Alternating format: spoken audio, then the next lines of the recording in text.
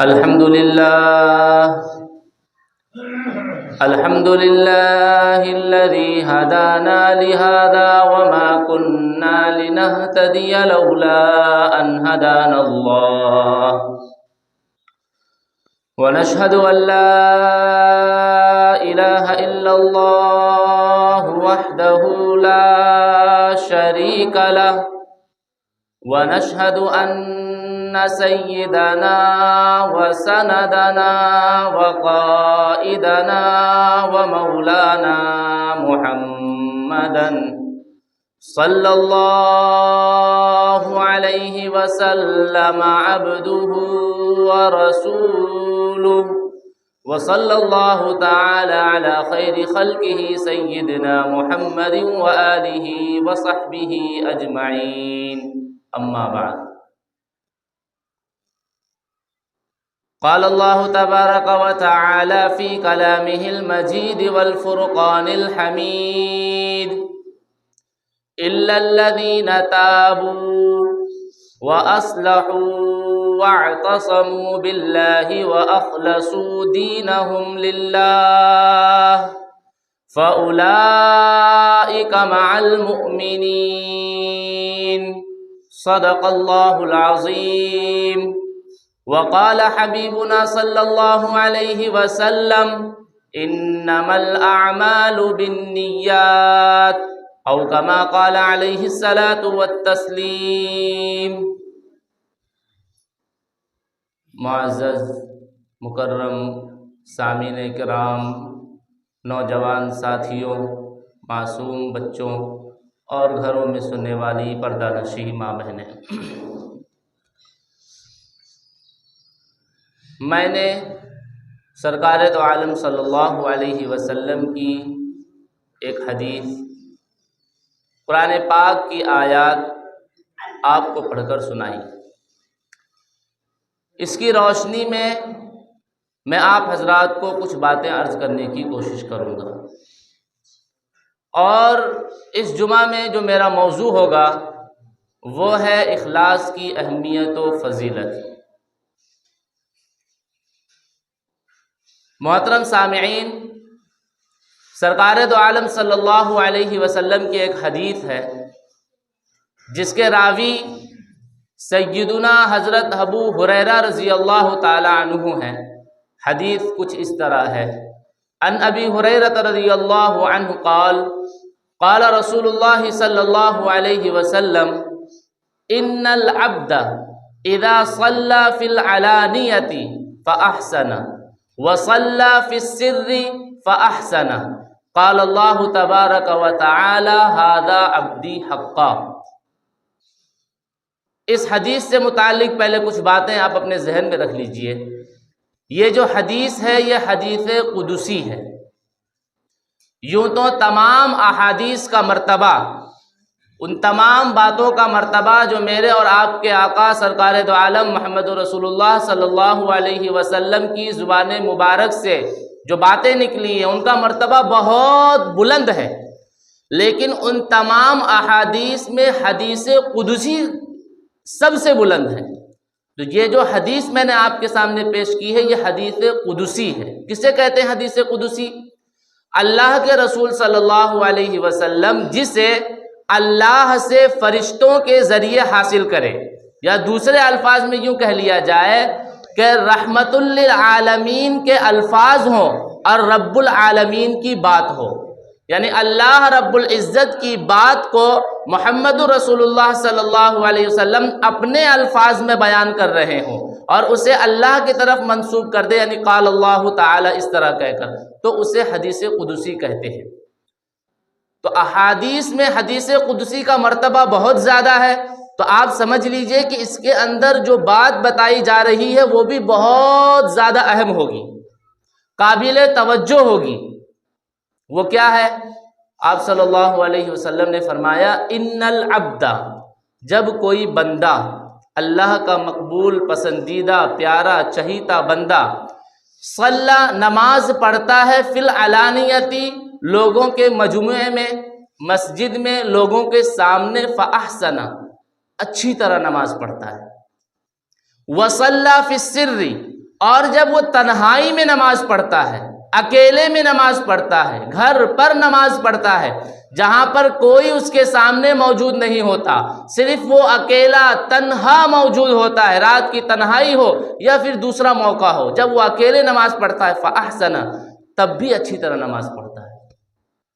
تو ایسے بندے کے متعلق اللہ رب العزت کہتے ہیں ہَذَا عَبْدِي حَقًّا، یہ میرا حقیقی بندہ ہے۔ اب اس میں کیا سبق ہے؟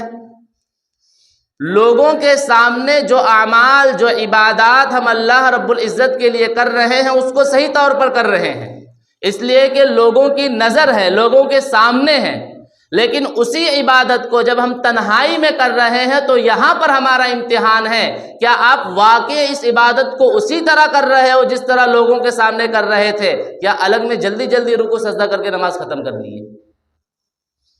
تو اگر آپ کی عبادت لوگوں کے سامنے جیسی ہے، تنہائی میں بھی ویسی ہے، اس کا مطلب یہ ہے کہ آپ کے اندر اخلاص ہے، ریاکاری نہیں ہے، آپ کے اندر دکھلاوا نہیں ہے، آپ کو اس بات سے کوئی فرق نہیں پڑتا کہ لوگوں کے سامنے نماز پڑھوں تو لوگ میری تعریف کرے یا میری برائی کرے، یا میں تنہائی میں نماز پڑھوں تو کوئی مجھے دیکھے یا نہ دیکھے، اس سے مجھے کوئی فرق نہیں پڑتا۔ تو اس سے اخلاص کا پتہ چلتا ہے، اور اس چہیتے بندے کو اللہ رب العزت کہہ رہے ہیں ہذا عبدی حقا، یہ میرا حقیقی بندہ ہے۔ کون کہہ رہا ہے؟ تمام جہانوں کا بادشاہ، لا الہ الا اللہ وحدہ لا شریک لہ، لہ الملک ولہ الحمد یحیی ویمیت، ایسا زبردست بادشاہ کس کو؟ ہم جیسوں کو دیکھ کر کیا کہہ رہا ہے؟ ھذا عبدی حقا۔ تو یہ فخر کی بات ہے۔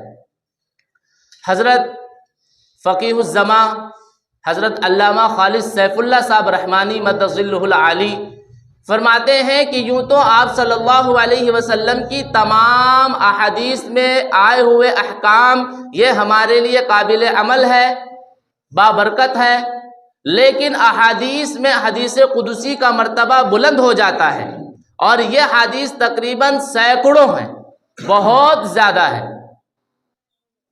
تو میں اس بات کی طرف آپ کو توجہ دلانے کی کوشش کر رہا ہوں، جس بات کو ہم معمولی سمجھ کر چھوڑ دیتے ہیں وہ بہت اہم ہے، بلکہ اہل دل اور اہل نظر نے یہاں تک کہا ہے، آپ صلی اللہ علیہ وسلم کی حدیث اس کے مطلب میں بیان کیا ہے کہ اللہ کے رسول نے کہا کہ اس دھرتی پر قیامت اس وقت تک قائم نہیں ہوگی جب تک ایک بھی اللہ اللہ کہنے والا موجود ہوگا۔ تو اہل دل، اہل نظر کہتے ہیں کہ اللہ اللہ کہنے والے سے مراد وہ اللہ اللہ کہنے والا ہے جس کے دل میں اخلاص ہے۔ اگر بغیر اخلاص کے پوری مسجد بھی بیٹھ کر اللہ اللہ کرے اور اللہ اللہ کی رٹ لگائے اور ان کے دل اخلاص سے خالی ہو سکتا ہے کہ ایسوں کے موجودگی میں بھی قیامت قائم ہو جائے۔ حدیث میں جو اللہ اللہ کہنے والا مراد ہے وہ اللہ اللہ کہنے والا مراد ہے جو جس کا دل ریا سے پاک ہو، دکھاوے سے پاک ہو۔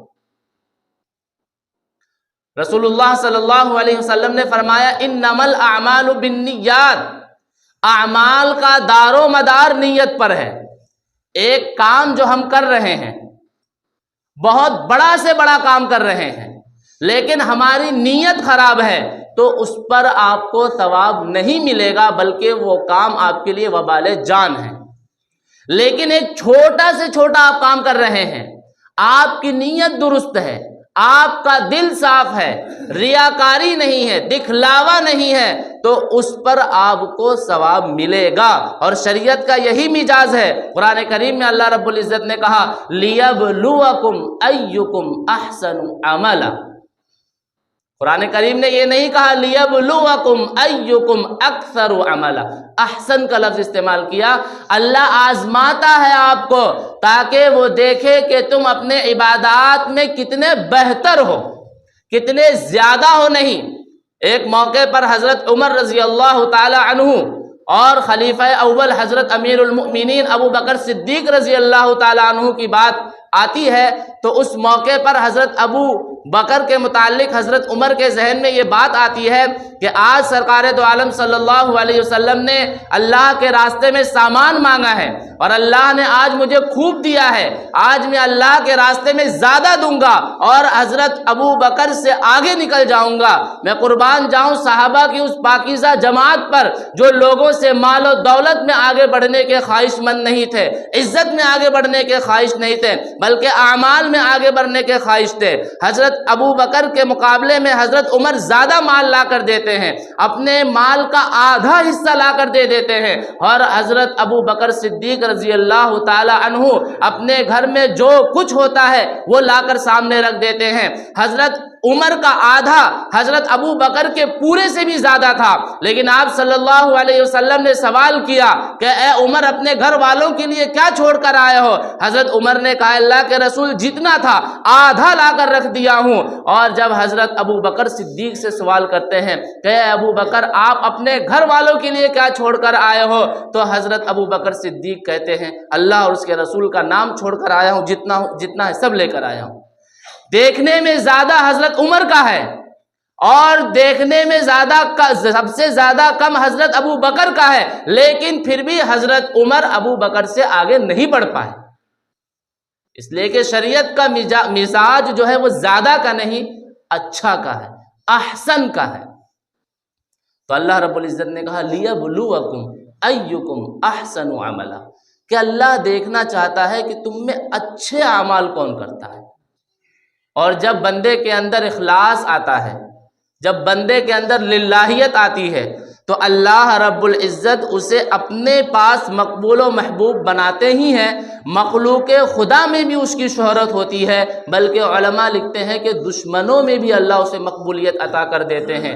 حضرت علی رضی اللہ تعالی عنہ کی بات ہے کہ دشمن کے چھاتی پر آپ چڑھ گئے ہیں، آپ کے ہاتھ میں تلوار ہے، آپ دشمن کا خاتمہ کرنے ہی والے تھے کہ دشمن نے آپ کے چہرے پر تھوک دیا، آپ فوراً وہاں سے اٹھ گئے۔ وہ دشمن کہتا ہے کہ آپ تو اب بالکل میرا قصہ تمام کرنے والے تھے، پھر کیوں چھوڑ دیا؟ حضرت علی فرماتے ہیں اس سے پہلے میں تجھے قتل کرنے جا رہا تھا اللہ کے نام پر، لیکن جیسے ہی تو نے میرے چہرے پر تھوکا مجھے غصہ آ گیا، تو دل میں خیال آیا کہ کہیں ذاتی بدلہ تو نہیں ہو رہا ہے، اللہ کے لیے جو کام کر رہا تھا کہیں وہ اپنے لیے تو نہیں ہو رہا ہے۔ اس عمل کو دیکھ کر وہ دشمن بھی حضرت علی کا دوست بن جاتا ہے۔ تو اخلاص نیت یہ ایک ایسا عمل ہے جس کی وجہ سے اللہ اپنے پاس تو مقبول رکھتا ہی ہے، نیک بندوں میں مقبول بناتا ہی ہے، لیکن دشمنوں میں بھی آپ کو شہرت دے دیتا ہے۔ ایک بزرگ نے کہا کہ اخلاص کس سے سیکھیں؟ تو ان سے کسی نے سوال کیا تو انہوں نے جواب میں کہا کہ ایک چرواہے سے اخلاص سیکھو جو بکری چراتا ہے۔ پوچھا گیا کیسے؟ جب وہ چرواہا بکری چراتا ہے اور جب اللہ کا منادی پکارتا ہے اللہ اکبر اللہ اکبر اللہ سب سے بڑا ہے، تو جب نماز کا وقت ہوتا ہے تو وہ اسی جنگل میں مصلی بچھا کر نماز پڑھتا ہے اور اس کے دل میں یہ خیال کبھی نہیں آتا کہ یہ بکریاں میرے نماز پڑھنے پر میری تعریف کریں گی۔ تو اس چرواہے سے اخلاص سیکھو۔ اخلاص کے 3 دور گزرے ہیں، 3 دور۔ پہلے کے لوگ بڑے سے بڑا کام کر لیتے تھے، بہت بڑا کام کر لیتے تھے، لیکن پھر بھی یہ چاہتے تھے کہ لوگوں کو پتہ نہ چلے، لوگوں میں نام و نمود نہ ہو، اس کا بدلہ میں اپنے رب سے لوں گا۔ یہ ایک زمانہ تھا۔ بڑا سے بڑا کام کرنے کے بعد بھی وہ یہ چاہتے تھے کہ لوگ میرا نام نہ لے۔ اس پر ایک لمبا واقعہ یاد آ رہا ہے، لیکن وقت کی گنجائش نہیں ہے، اسی لیے اسی بات پر اکتفا کر رہا ہوں۔ دوسرا زمانہ، دوسرا دور کب آیا کہ لوگ اچھا کام کرنے کے بعد لوگوں کو بتاتے تھے۔ کوئی بڑا کام کر لیتے تھے، دین کا کام کر لیتے تھے، کوئی اچھا کام کر لیتے تھے، پھر لوگوں کو بتاتے تھے۔ اب ہمارا زمانہ ہے، اچھا کام کرنے کا بھی ارادہ کیا ہے اور یہ یقین بھی نہیں ہے کہ اب وہ کام ہوگا کہ بھی نہیں ہوگا، لیکن 10 لوگوں کو پہلے بتاتے ہیں۔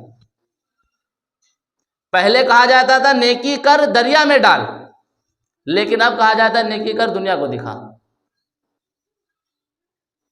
اگر آپ کا یہ بتانا کسی غرض سے ہے، دینی مفاد سے ہے تو ٹھیک ہے، لیکن آپ کا یہ بتانا ریاکاری کے لیے ہے، نام و نمود کے لیے ہے، اپنی واہواہی کے لیے ہے کہ میری تعریف ہو، تو پھر آپ کا یہ اعمال آپ کے لیے وبال جان ہے۔ میرے استاذ مسلک احناف کے ترجمان صاحب لؤلؤ والمرجان شیخ الحدیث حضرت علامہ مولانا رضوان الدین صاحب معروفی اخلاص کو سمجھاتے ہوئے کہتے تھے کہ دودھ کے جیسا خالص بنو، دودھ کے جیسا۔ کہتے اللہ رب العزت نے قرآن میں کہا لبنن خالصا سائغا للشاربین، اللہ تعالیٰ نے دودھ کو نکالا ہے گوبر اور خون کے بیچ سے۔ کیا آپ نے کبھی دودھ میں گوبر کی ادنا سی آمیزش دیکھی ہے؟ خون کی ادنا سی آمیزش دیکھی ہے؟ اللہ رب العزت نے خالص آپ کو گوبر اور خون کے بیچ سے دودھ نکال کر پلایا ہے۔ ایسے خالص ہو کر اللہ کی عبادت کرو۔ دعا کیجئے کہ اللہ رب العزت ہم سب کو اخلاص کی دولت سے مالا مال فرمائے۔ جو حضرات سنت نہیں